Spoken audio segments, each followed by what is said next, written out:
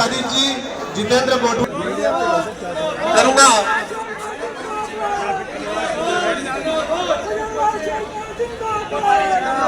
बोल दिया। मान का स्वागत करें और साथ में सरदार अजयपाल सिंह जी से निवेदन करूंगा कि दुपट्टा पहनाए और गुलदस्ता दे।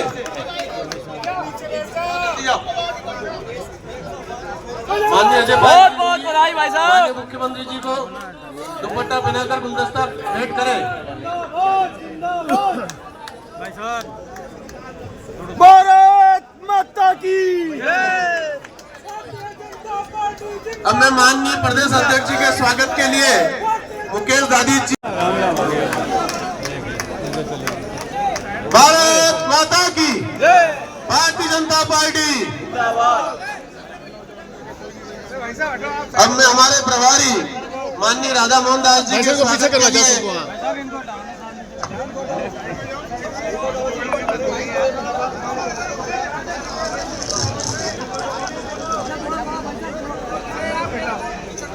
अब मैं दिया माननीय उप मुख्यमंत्री पंचारिया जी से आग्रह करूंगा कि आप साफा पहनाकर दुपट्टा पहनाकर और गुलदस्ता। माता की बीजेपी जिंदाबाद जिंदाबाद जिंदाबाद, बीजेपी जिंदाबाद जिंदाबाद, मुख्यमंत्री जी का स्वागत करें। जिंदाबाद जिंदाबाद, मुख्यमंत्री जी का स्वागत करें।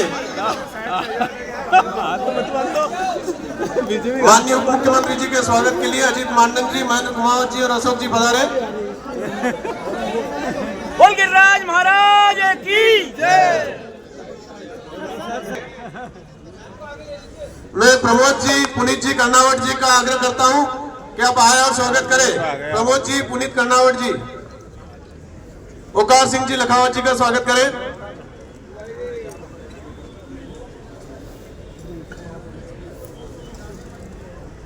हमारी सांसदों की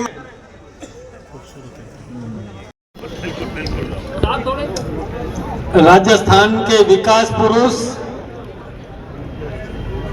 और हमारे सम्माननीय मुख्यमंत्री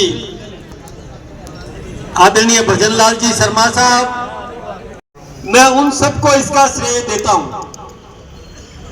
देखिए, कार्यकर्ताओं ने बहुत काम किया। ऐसे हमारी पूंजी है, जिन कार्यकर्ताओं को मुख्यमंत्री जी ने जहां लगा दिया कि दीपावली का त्योहार आए तब भी आप वहां पर टिके रहना, और उन कार्यकर्ताओं ने दीपावली भी उसी क्षेत्र में मनाई, अपने घर नहीं गए। मैं ऐसे सभी कार्यकर्ताओं का अभिनंदन करूंगा, उनका धन्यवाद दूंगा।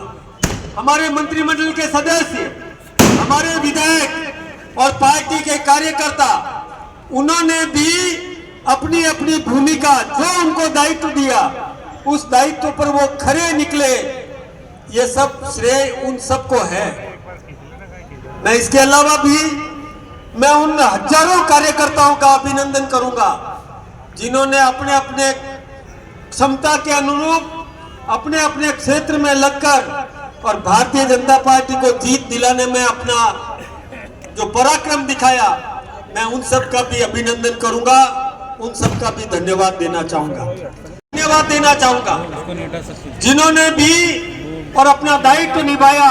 लोकतंत्र का चौथा स्तंभ है और चौथे स्तंभ के नाते उन सब ने भी जो अपना दायित्व निभाया, शांतिपूर्वक मतदान करने में जिन्होंने अपनी भूमिका निभाई, मैं उन सब का भी अभिनंदन, उन सब का भी धन्यवाद ज्ञापित करता हूं। ये देखिए, हमारी पार्टी जिसमें आपको एक एक सीट की जानकारी है, कहीं पर हम 43,000 वोटों से जीते, कहीं पर 40,000 वोटों से जीते। ये सब सीटें हमने कांग्रेस से छीन ली। कांग्रेस ने कई प्रकार के और उपक्रम किए, कई प्रकार के भ्रम पैदा करने की कोशिश की, लेकिन इन सब के बावजूद जनता ने उनको नकार दिया। लोकसभा के चुनाव हुए थे, विधानसभा के चुनाव पहले हुए थे, लेकिन कांग्रेस ने एक भ्रम की स्थिति पैदा की, हम पर आरोप मटने का उन्होंने काम किया।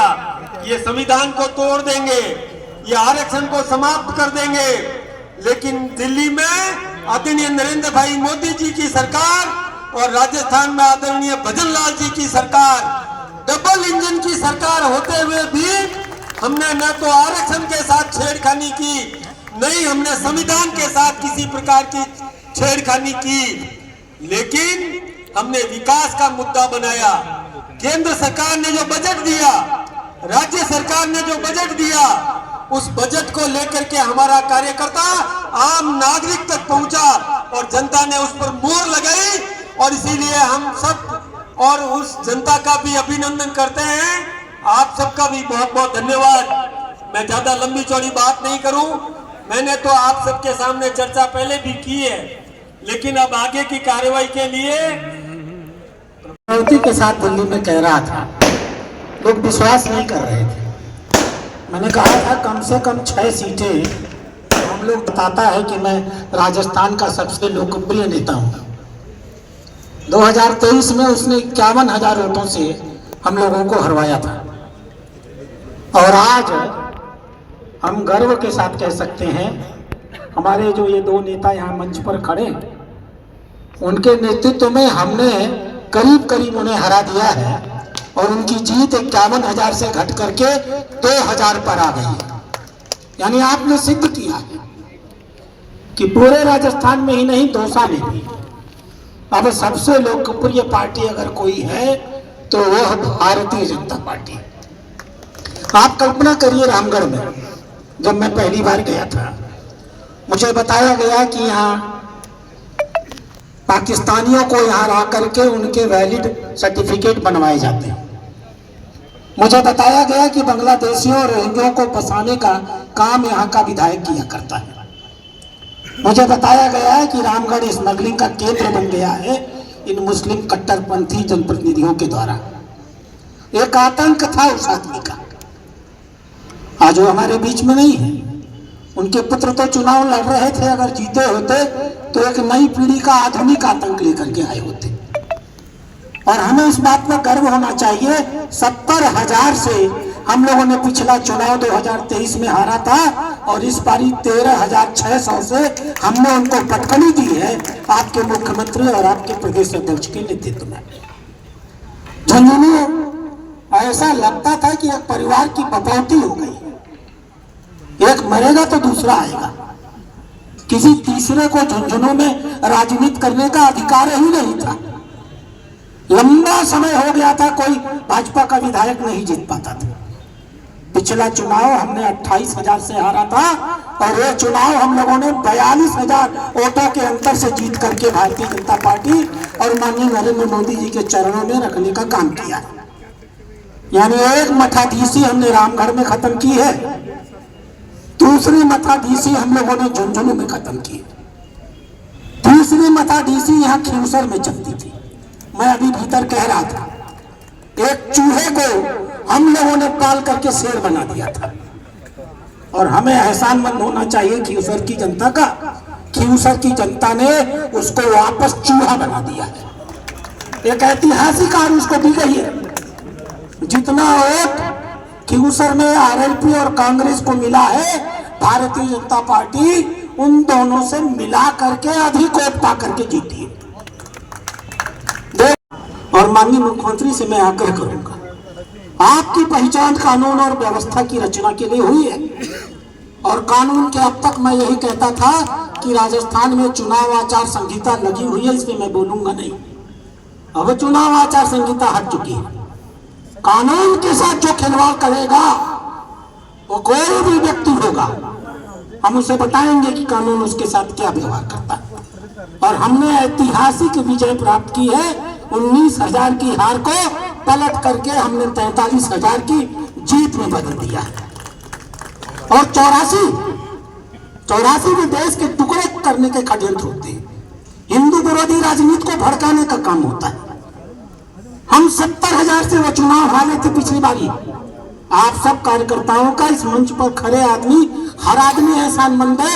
हमारी जीत, हमारी हार 70,000 से घट करके अब सिर्फ 24,000 रह गई है। निश्चिंत रहिए, अगला चुनाव होगा, माननीय मुख्यमंत्री के नेतृत्व में होगा, हम बाप पार्टी को इस राजस्थान की धरती से उखाड़ करके मांगने वाले। इसलिए आप सभी कार्यकर्ताओं को मैं हृदय की गहराइयों से बधाई देता हूं। आप सब से हमारी केंद्रीय पार्टी बहुत खुश है। माननीय प्रधानमंत्री जी और माननीय गृह मंत्री जी बहुत खुश हैं। मुझे आज कहा गया था कि आप राजस्थान मत जाइए, दिल्ली के कार्यक्रम में रहिए, लेकिन मैंने कहा कि अगर आज के दिन, और कल हम लोगों की मीटिंग भी है, आज के दिन मैं राजस्थान नहीं रहूंगा तो मजा नहीं आएगा। हम इस हंसी, इस मुस्कुराहट को देखना चाहते थे। मैंने कहा था ना कि इनकी मुस्कुराहट बड़ी जालिम होती है। कांग्रेस के लिए सचमुच ये बड़ी जालिम मुस्कुराहट हुई है। माननीय मुख्यमंत्री को मैं एक बार फिर बधाई देता हुआ, वास्तव में हम लोग कहते हैं ना, मैं तो अब हर जगह जगह इस बात को कहता हूँ, हमने कोई निगेटिविटी से पद्धति से अपने विरोधियों को पूरा अधिकार देते हुए माननीय भजनलाल जी के नेतृत्व में चुनाव जीत करके आए, तो वस्तुतः हमने इस बात को सिद्ध किया है कि एक सफल राजनेता का, एक पेशेवर राजनेता होना, एक अपराधी राजनेता होना, एक गिरोहबंदी करने वाला राजनेता होना जरूरी नहीं है। कार्यकर्ता भी एक सफलतम राजनेता बन सकता है। आप सबको बधाई देता हुआ अब ये मैं खुद माइक, अगर आप कहें तो माननीय मुख्यमंत्री को दे दूं। भारतीय जनता पार्टी इस राजस्थान